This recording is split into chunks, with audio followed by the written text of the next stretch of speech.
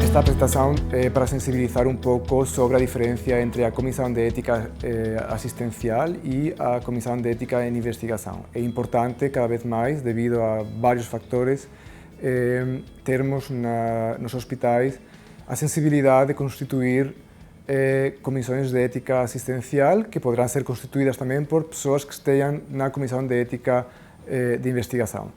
É importante porque a tomada de decisões nunca pode ser unha cosa individual e, sobre todo, toda a práctica clínica requer ou está exposta a un conflicto ético e nós temos que saber resolver este conflicto ético.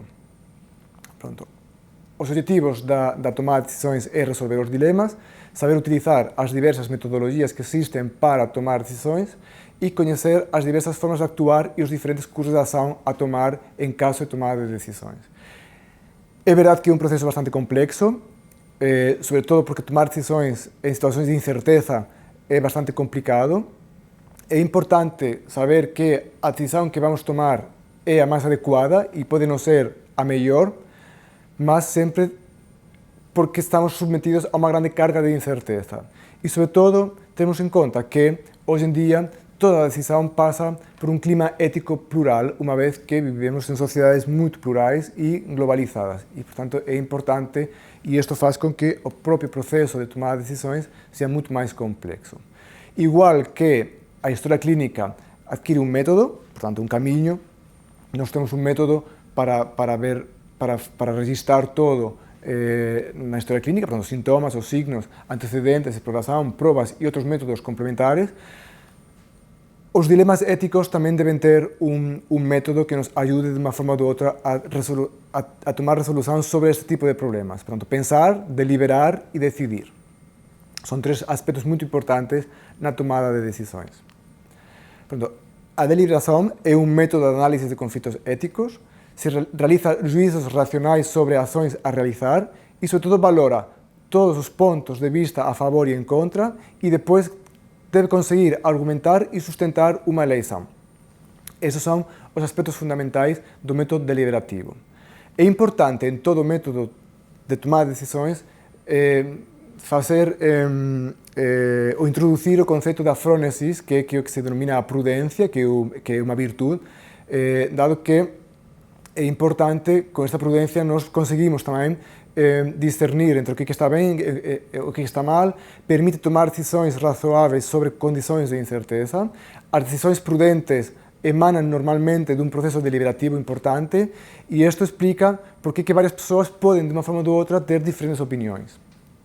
É importante ter isto em conta na tomada de decisões, na resolução do conflito ético e entender também que isto não é uma decisão que passa por só uma pessoa, sino que passa por um grupo de pessoas.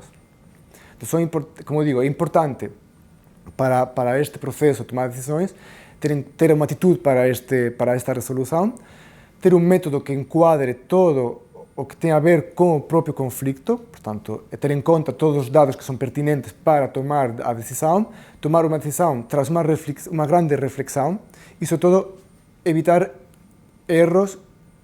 Isto faz com que esta tomada de decisões evite os erros e, sobretudo, ter em conta que estes métodos não são infalíveis, portanto, não são métodos matemáticos e exatos. São métodos que, como digo, devem de uma deliberação de um processo e faz com que a nossa decisão pode ser a mais adequada, mas pode ser a mais adequada ou de curso máximo, de curso mínimo ou de curso intermédio. E aí que nós temos também que distinguir qual será aquela que se adequa mais à especificidade de cada paciente. Daí o método ser muito específico também para cada caso. É importante e um pré-requisito para uma boa tomada de decisões ter uma boa história clínica.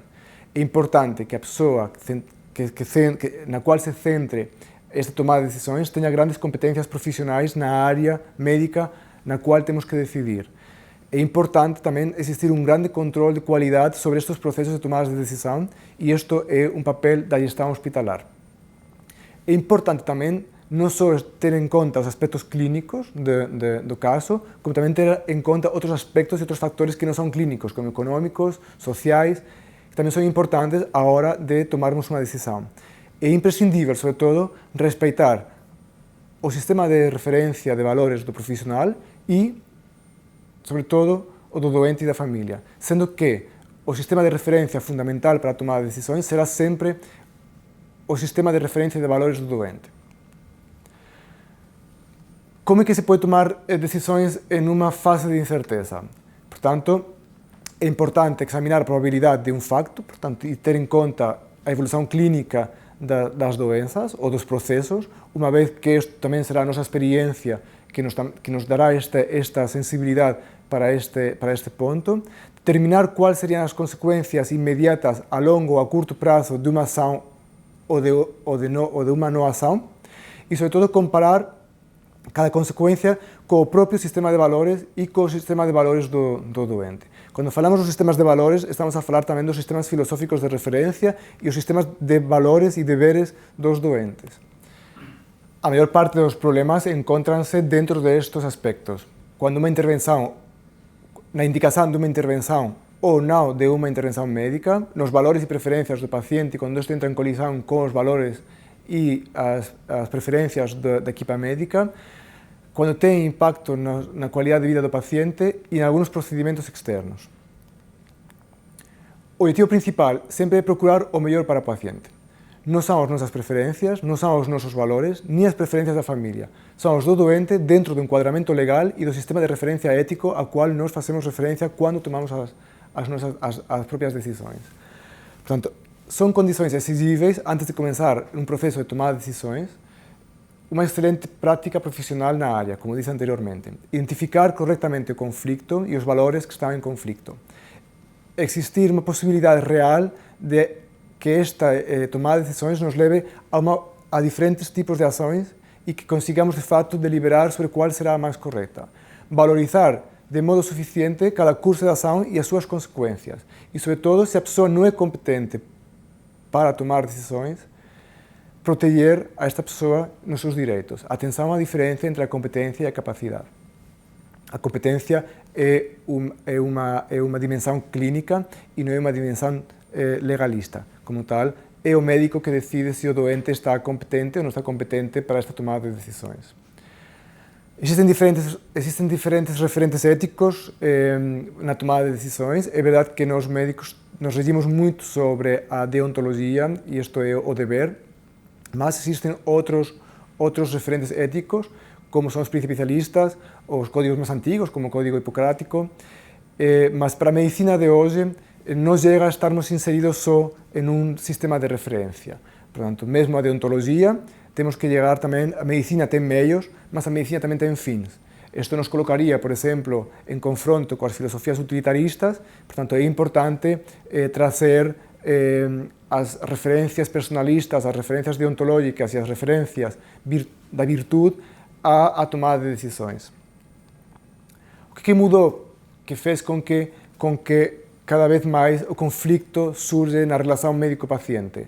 Mudou que aumentou a tecnologia, de uma forma ou de outra, esta mudança na tecnologia e nos avanços científicos faz com que consigamos alongar a vida biológica das pessoas.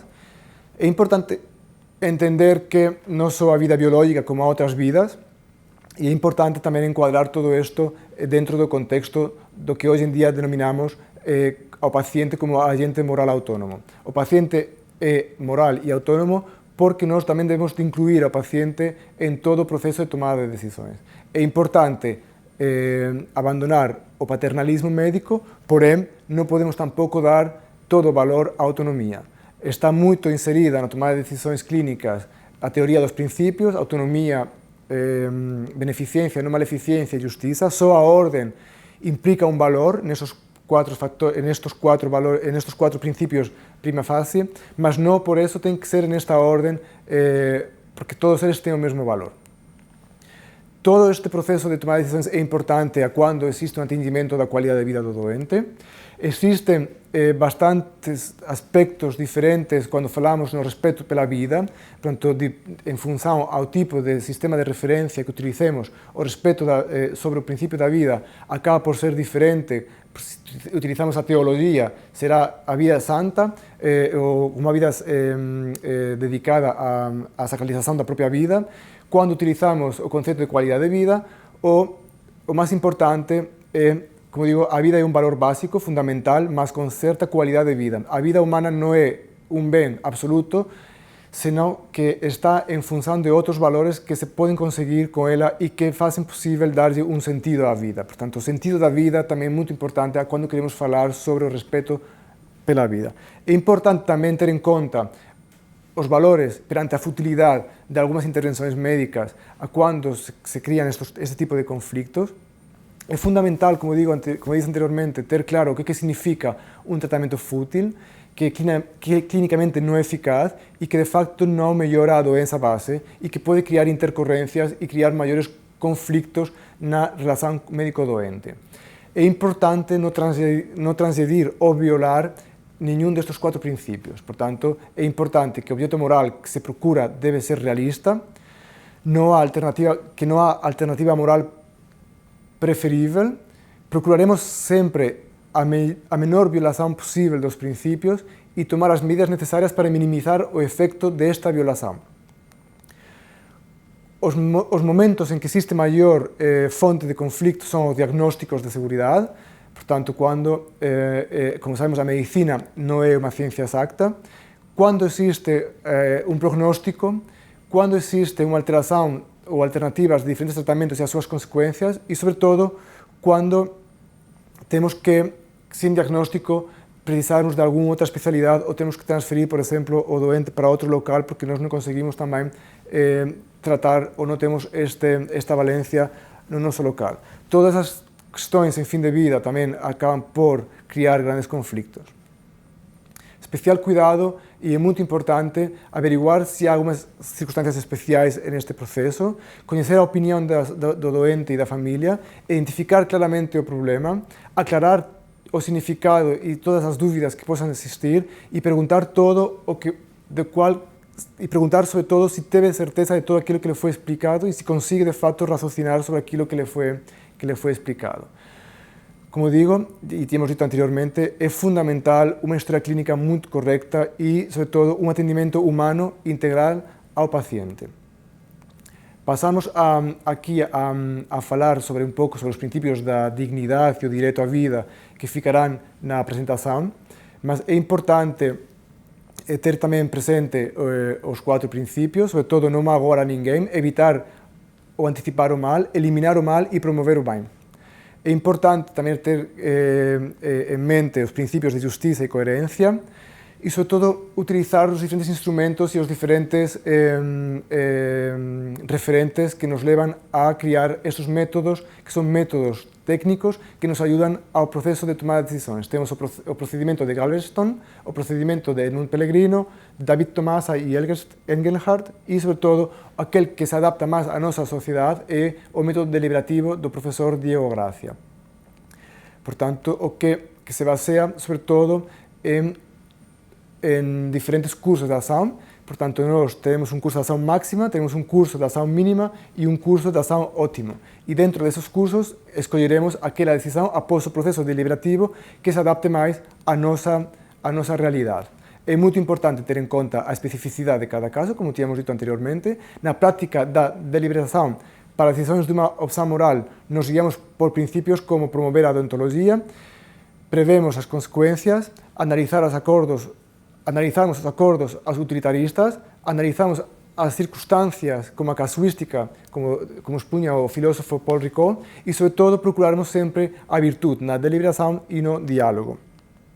É importante, na deliberação, ter este contraste do consello moral com os princípios, identificação dos próprios princípios, que princípios estão em colisão e, sobretudo, avaliação das consequências da nossa decisão. E, sobretudo, para acabar, é importante entender que todo o processo de tomada de decisões deve ser em conjunto e em equipa. Não pode ser tomado por um profissional sozinho e devem ser constituídas essas comissões de ética assistencial para poder ajudar também a tomar decisões e para esta ser mais criteriosa e de maior qualidade.